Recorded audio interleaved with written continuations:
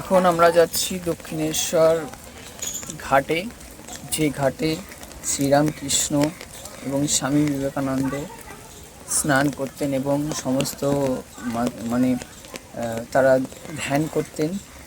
এই যে সমস্ত যারা মহান ছিলেন সাধক তাদের সবার মূর্তি করা রয়েছে, সমাধি মূর্তি। এখানেই সমাধি দেওয়া হয়, দেখতেই পাচ্ছেন। এই যে এটা স্বামী অদ্বৈতানন্দ মহারাজ। এক এক করে সব দেখাই ঘুরে।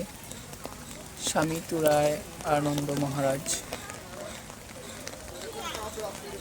এক এক করে সমস্ত কিছু সবাইকে এইখানেই সমাধিস্থ করে রাখা হয়েছে। খুব ভালো জায়গা, আপনারা আসুন, এসে বেরিয়ে যান, দেখে যান।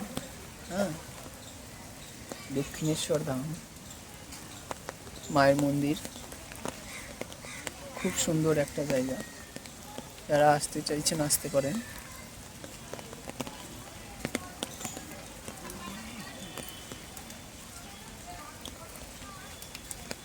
এই লাস্ট পর্যন্ত স্বামী শিবানন্দ মহারাজ, শারদানন্দ মহারাজ এইখানে সমস্ত সমাধিস্থ করা হয়। এই যে মায়ের মেন মন্দির।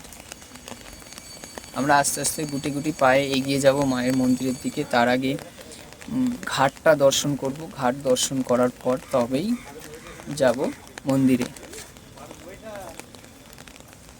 এই যে সমস্ত এত সুন্দর করে রাখা আছে, বেশ ভালোই লাগে।